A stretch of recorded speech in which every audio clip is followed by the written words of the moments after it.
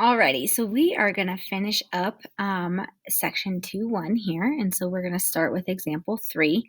If you have not already done the first part of this lesson, which were the vocab, the theorems, examples 1 and 2, then make sure you go back to part 1 of section 2.1 lesson, because this is part 2, obviously, because we're starting with example 3.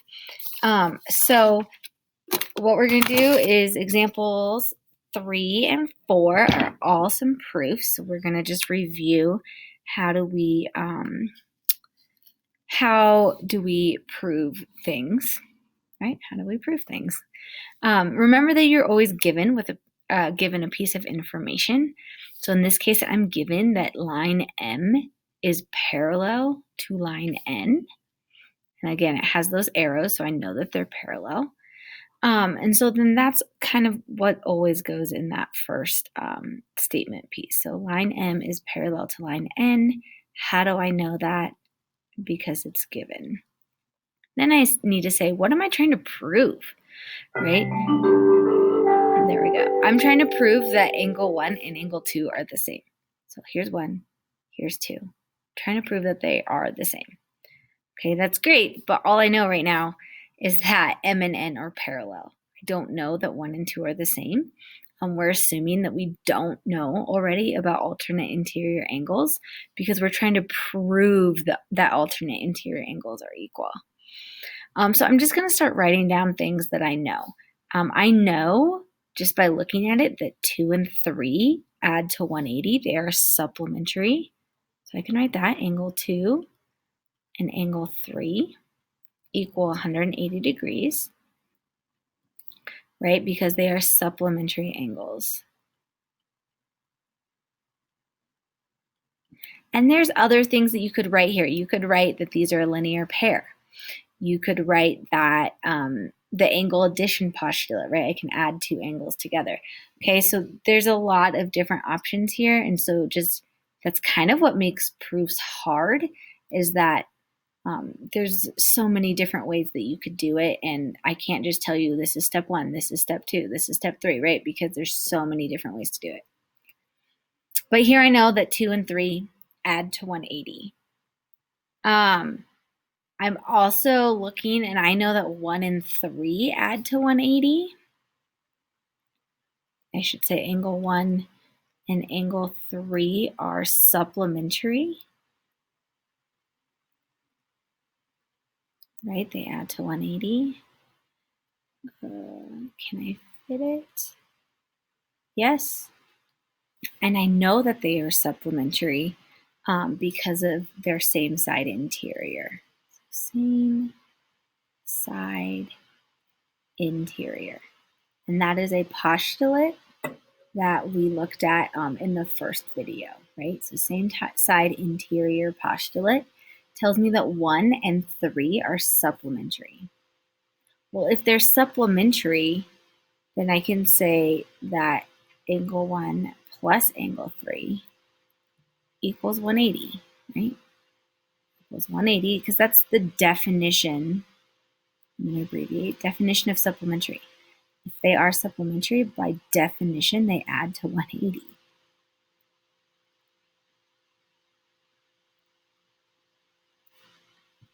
All right, so now let's think of this. So I'm looking, I have 2 plus 3 is 180, and I have 1 plus 3 is 180. So if 2 plus 3 is 180 and 1 plus 3 is 180, they are the same thing, right? Because 180 and 180 are the same.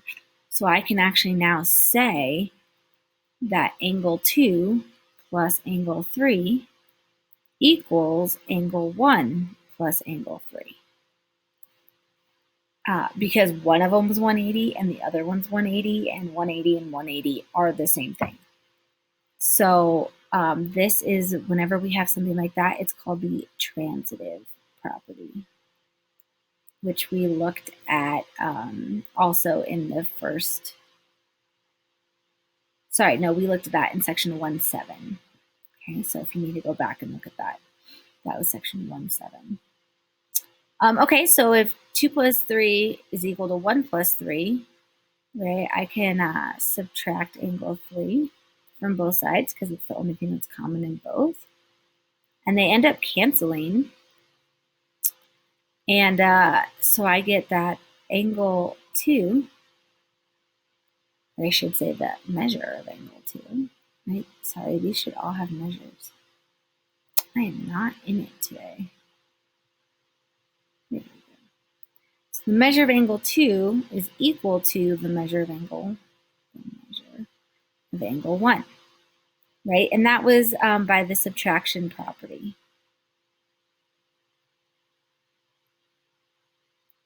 Subtraction property says if I subtract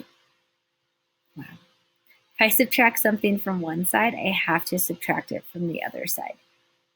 So if I subtract the angle of angle 3 from the left side, then I do it on the right side.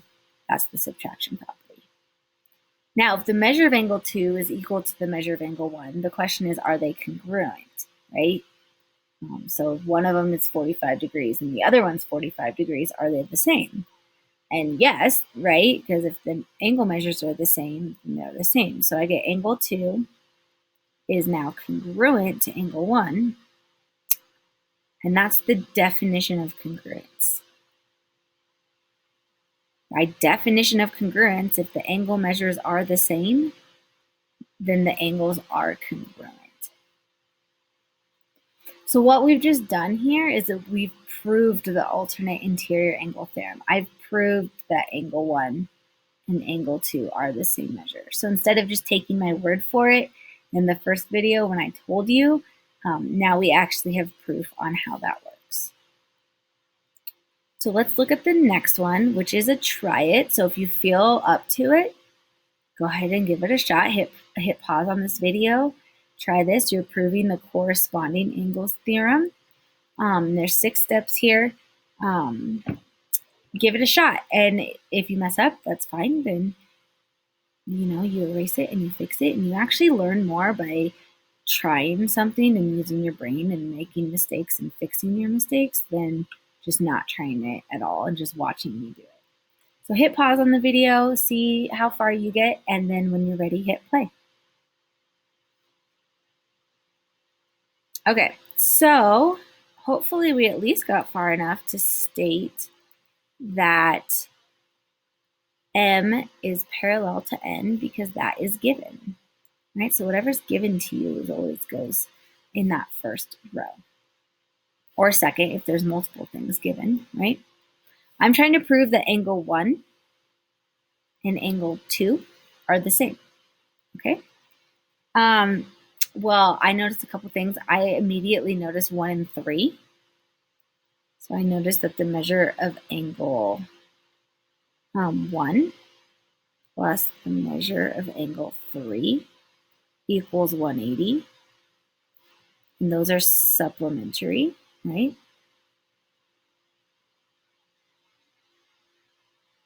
Supplementary angles. Or you could say linear pair. That would be another good option here, would be to say linear pair. So I know 1 and 3 add to 180. I also noticed 2 and 3 are same side interior, so I can say that the measure of angle 2 plus the measure of angle 3 is 180 degrees, there we go, because of same side interior, right? They're both on the same side of the transversal. All right, same side interior.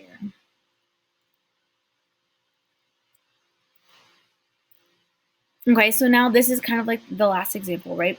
If 1 plus 3 is 180 and 2 plus 3 is 180, they are the same thing, right? Because 180 and 180 are the same. So I can say that the measure of angle 1 plus the measure of angle 3 equals the measure of angle 2 plus the measure of angle 3. And again, that's the transitive property.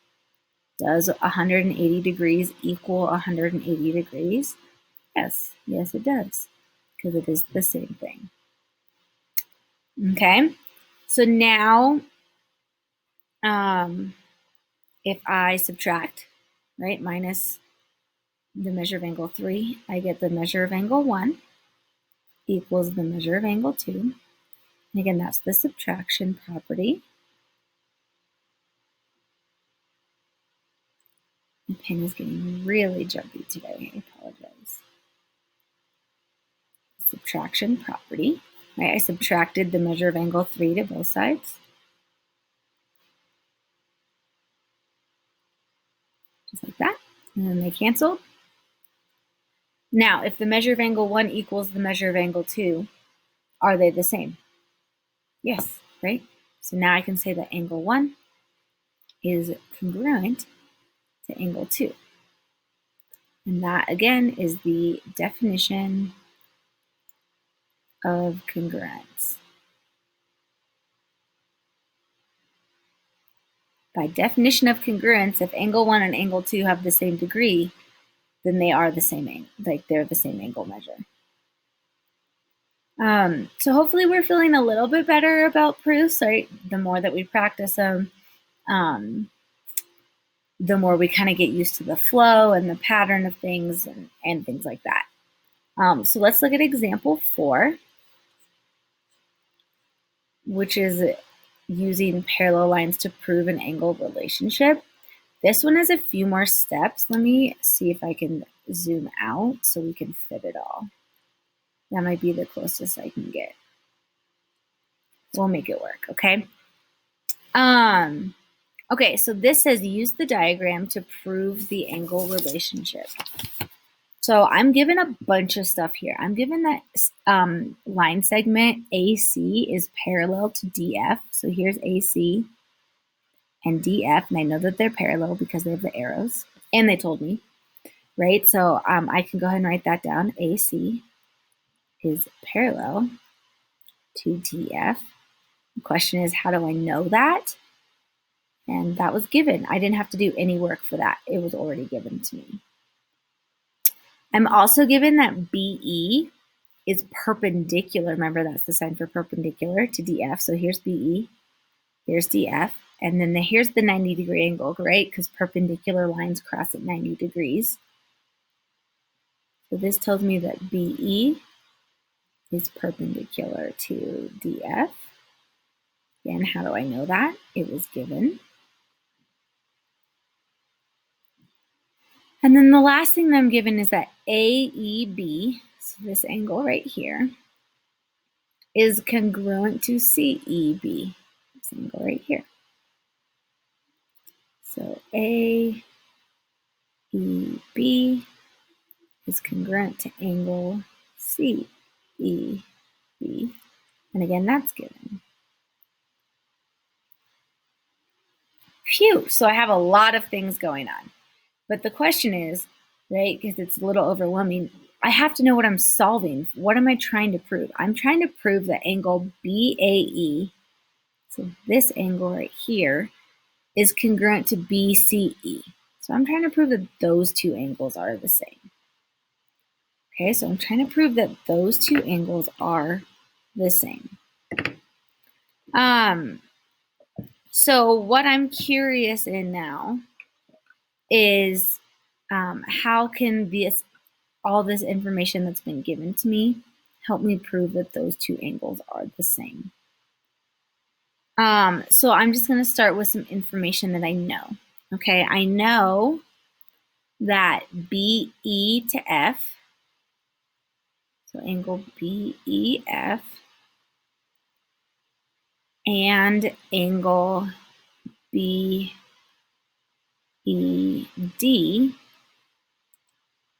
are right angles. I can't write as much now that I shrunk down the size. Are right angles. How do I know that this is a right angle? And how do I know that this is a right angle? Well, that's the definition of perpendicular, right? They told me that those were perpendicular, and if they're perpendicular, they have to cross at 90 degrees. So that's by definition of perpendicular, those two angles are right angles. If they're right angles, then can I say that they're 90? Yes, so I'm going to say angle BEF is equal sorry, I should say the measure is equal to the measure of angle BED, and they're both 90. And that's the definition of a right angle. If I know that they're a right angle, then they are 90 degrees.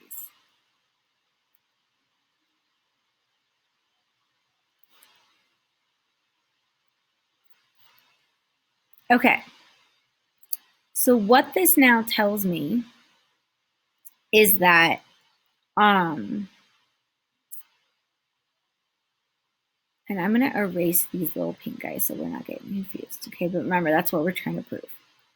Okay, so I know for a fact, right, that BEF, so this 90-degree angle, is made up of BEC, which is this guy right here, or CEB, I guess is what they call it, CEB, and it's made up of CEF. So these two angles added together gives me 90. Okay, hopefully you're feeling good there. Yeah, this angle plus this angle added together gives me 90. Okay, so I'm just going to go ahead and state that. The measure, and I'm going to actually write it small because we're going to fit two statements in here. So the measure of angle CEB plus the measure of angle CEF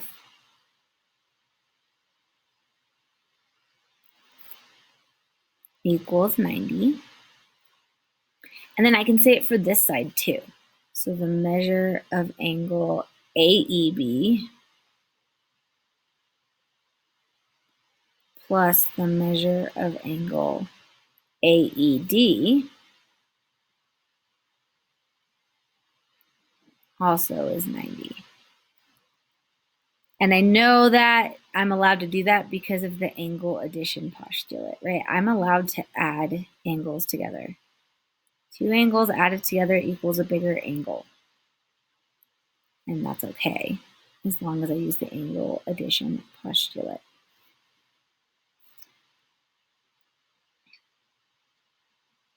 Okay, so I'm already given, so I want to point this out, I'm already given that AEB and CEB are the same. So these right here are the same. So I'm going to ignore those. Okay, I already know that they are the same. So if these two are the same and this is the same, then these two have to be the same as well. So we can just state that the measure of angle CEF is equal to the measure of angle AED. Okay, and let's call that the definition of complementary angles.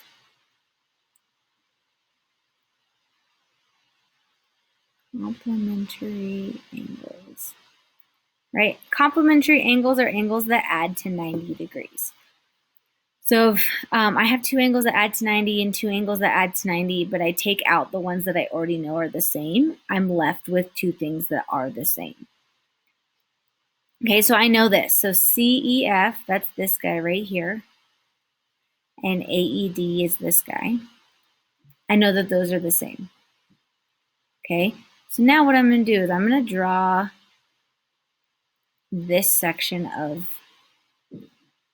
the drawing, just that section, okay? I know that this is angle AED, right? I know that. Can I also say that this angle is the same?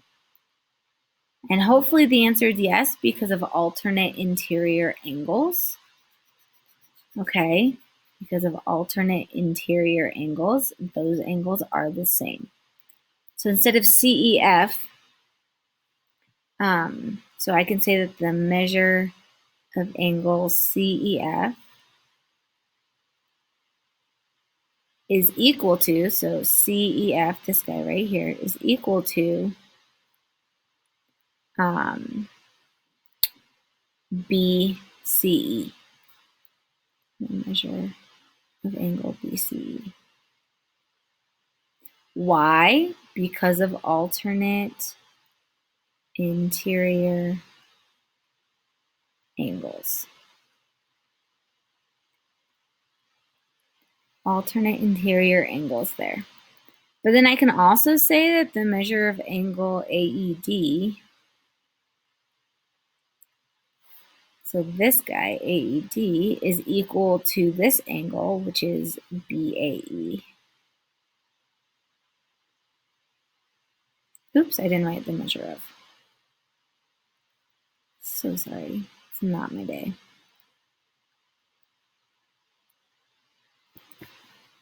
Okay, so if CEF is the same thing as BCE, then I can replace it here. So now I can say that BCE is congruent to. Notice that I'm replacing CEF with what CEF is equal to, which is BCE. Here I have AED, but AED is the same as BAE. So I can say BAE, which is what I was trying to prove. Okay, and then this is just, you can either say substitution. I would be okay with that. Or you can say transitive property. Either one.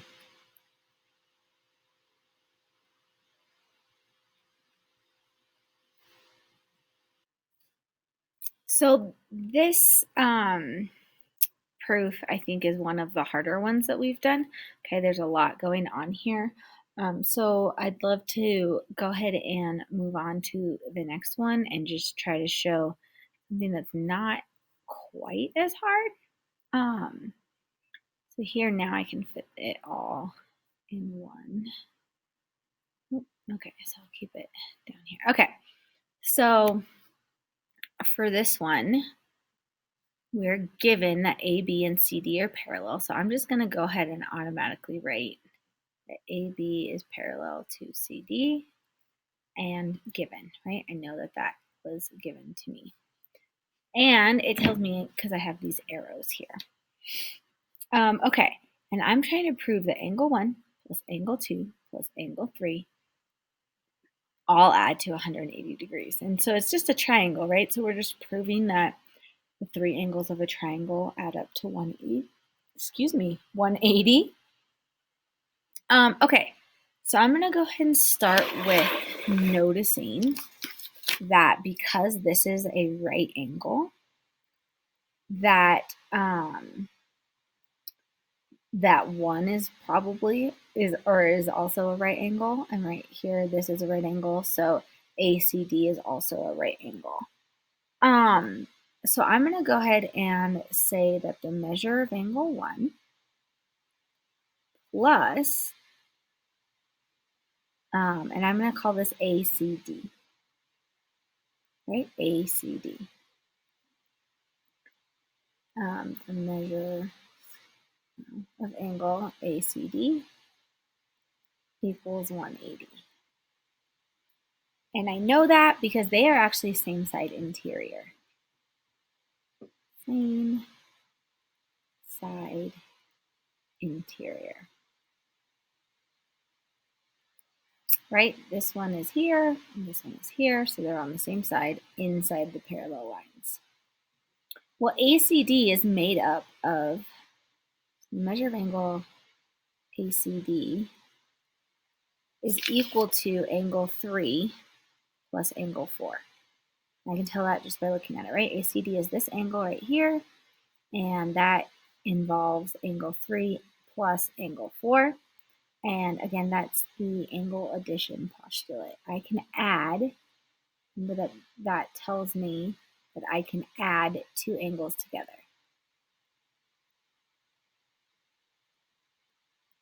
Try to get my pen to not be so jumpy. Okay, so then this really, what I really have here is that the measure of angle 1 plus the measure of angle ACD is 3 and 4. So instead of writing ACD, I'm just going to write 3 and 4. And that whole thing is 180. And all I did was substitute, so I used substitution. Okay, so I'm going to write over this, but just note you don't have to write this part. But I took this value right here, and I just plugged it in up here. Right, so instead of ACD, I wrote angle 3 and angle 4. So hopefully that makes sense how I got those values. Okay, so now I have 1 plus 3 plus 4. So, sorry, 1 plus 3 plus 4 is 180. Okay, but I'm trying to prove that 1 plus 3 plus 2 is 180. So if I could somehow figure out, change this 4 to a 2, then I've proven what I need to prove. Okay, so I'm looking here, and I actually see a relationship with angle 4 and angle 2, and I notice that they're alternate interior angles.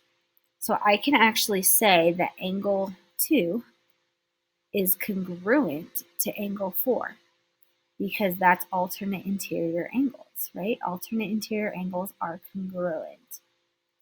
Alternate interior angles. Right? That's a theorem that tells me that they are congruent. Well, so then the question is, if they're congruent, are their angle measures the same? And the answer should always be yes, right? So I can actually say that the measure of angle 2 is equal to the measure of angle 4. So their angle measures are the same, and that's definition of congruence. If two things are congruent, then their angle measures are the same. Okay. So if angle 2 and angle 4 are the same, can I not substitute this in? And hopefully the answer is yes, right? So the measure of angle 1 plus the measure of angle 3 plus, instead of angle 4 and angle 2 are the same. So I can substitute that in for 4. So again, the reasoning here is substitution.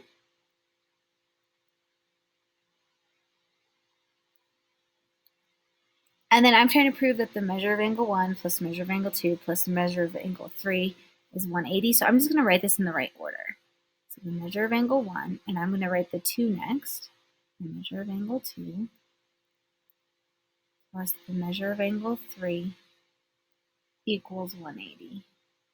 And this is a property that we haven't really talked a whole lot about, but this is called the commutative property.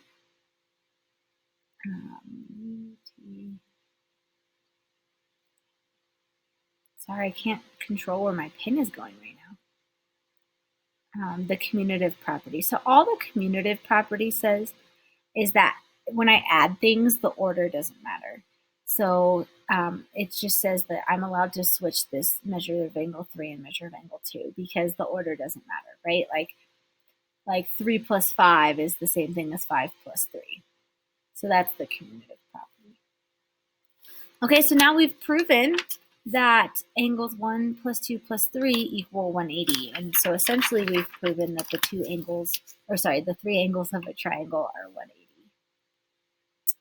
So we have one more example that we're going to do, which is example 5.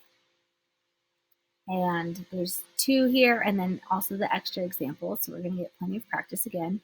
And then this will finish us out for section 2.1. So example 5 says, the white trim shown for the wall of a barn should be constructed so that AC, which is here, AC is parallel to EG, so I'm going to go ahead and draw in an arrow there.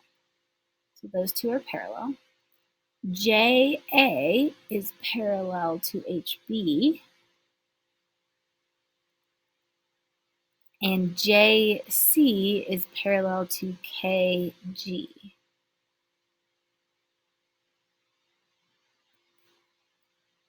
What should the measure of angle 1 and measure of angle 3 be? So I'm trying to find what is the measure of angle 1 and what is the measure of angle 3. And maybe just for the sake of it, let's find angle 2. Maybe that helps us. I don't know. Okay. So the first thing I'm going to see, I'm going to start drawing these separately. Okay. So I'm going to draw, there's EG, sorry, and AC. And then I have this line that cuts through. So this is all I'm drawing is the outside of the bar. And I drew this line, JA, and then AC and EG.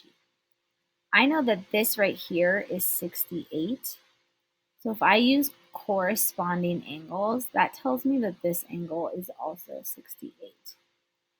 So that tells me that angle 2 is 68 degrees. Okay, and I'm going to kind of, okay, so great. Angle 2 is 68 degrees. Let's write that in, if I can fit it. 68. Okay. Now, I need to find 1 and I need to find 3. Okay, so if I draw a 1, I'm going to draw JA and HB, and then here's AC. Okay, so again, this guy is 68. This is angle 1.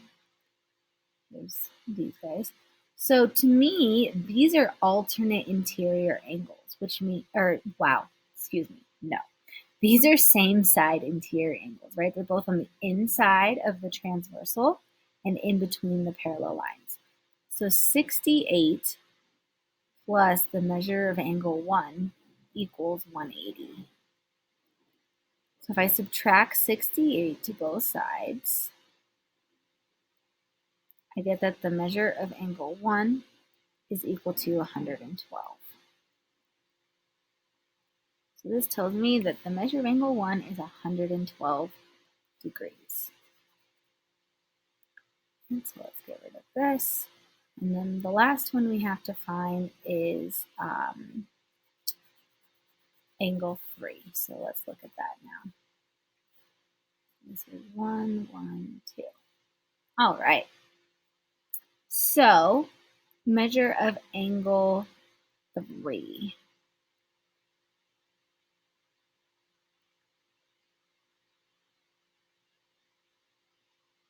I'm going to draw these bottom parallel lines. And I have a transversal that's cutting through. And this is angle 3. So hopefully that makes sense on how I'm getting that. Okay. And then here's another parallel line. So these two lines are parallel. And this angle is 68. Okay, so if this angle is 68, I feel very confident in saying that this angle here, whatever that angle is also 68 because they are in the same position, right? They're in the same position. They're both below a parallel line and to the right of a transversal.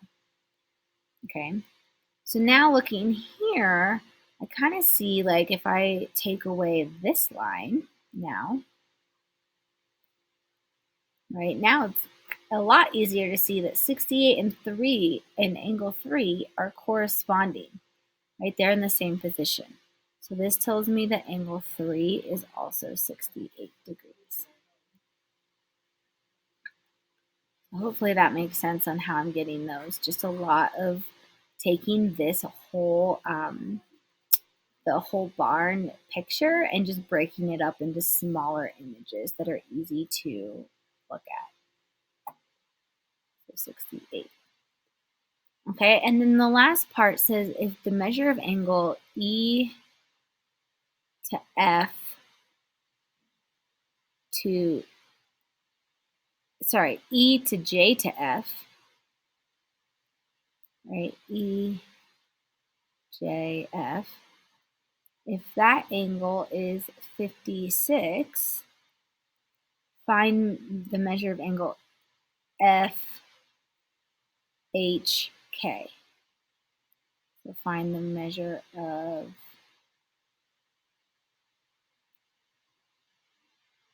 this guy. There we go.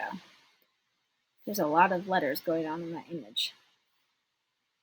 So find the measure of angle F, H, K. H is K. And really I should draw this better because J and K, right, are vertical there. Okay. Sometimes drawing the picture is the hardest part. There we go. Okay. So I know that this is 56, and I actually know that these two lines are parallel. It tells me. So this tells me that this angle right here is 56 because of alternate interior angles. Okay, two lines that are parallel, a transversal cuts them in half. So this is also 56. So now I see two angles here that are same side interior. They're inside the parallel lines and they're on the same side of the transversal. So this tells me that 56 plus x equals 180. So if I subtract 56 to both sides, I get that x is equal to 124. So the measure of angle FHK is 124 degrees. So just a lot of work here of taking this big picture and breaking it into just the chunk that you need, right? I didn't need any of this other part of the barn for this. I only needed this bottom section, so that's all that I drew. And it just helps you narrow down and focus on what it is that you're trying to solve for. The last thing is something that I want you guys to try, this extra example. And then, so you're gonna hit pause on the video and then try it. And then when you're ready to check your work and go over it, you can go ahead and hit play, but you're just finding the measure of all of these different angles using all of the different theorems and postulates and properties that we've talked about over the last couple of sections. Okay, so go ahead and hit pause, and then when you're ready, we'll go over it. Okay, so let's check your work and see how you did here. And you didn't have to start with the measure of angle 1. I guess I should have said that beforehand, right? You can start with whatever one you want. It doesn't matter. But I see that 1 and 110 are a linear pair. They add to 180. So, you know, if angle 1 plus 110 equals 180, then that tells me that the measure of angle 1 is 70 degrees. So that one was one I noticed right away. Similar with angle 2. I see that angle 2 and 115 are a linear pair. And so to get to 180, angle 2 would have to be 65 degrees. So that's kind of what I started with there. Okay. Then I see that line Q and M are parallel. So 2 is corresponding with 3. They are in the same position. They're both to the right of the transversal and above a parallel line. So angle 2 is 65, so that means that angle 3 is also 65.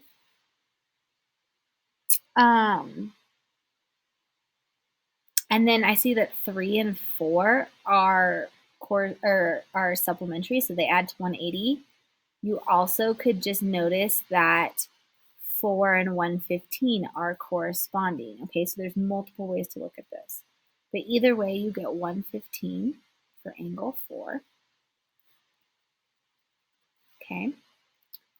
And then looking here, I see that 4 and 5 are corresponding, right? They're both to the left of the transversal and above a parallel line. So that tells me that angle 5 is 45 degrees.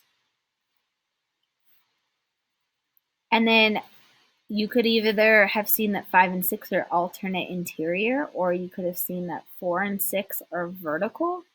But either way, 6 is also 45 degrees. Hopefully we feel good about that.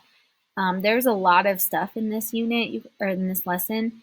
So if you need help, make sure you reach out to your teachers. Let us know what's going on. And we'd be more than happy to help you. But we're going to continue to build on these. So it's going to be really important that we're feeling confident as we go.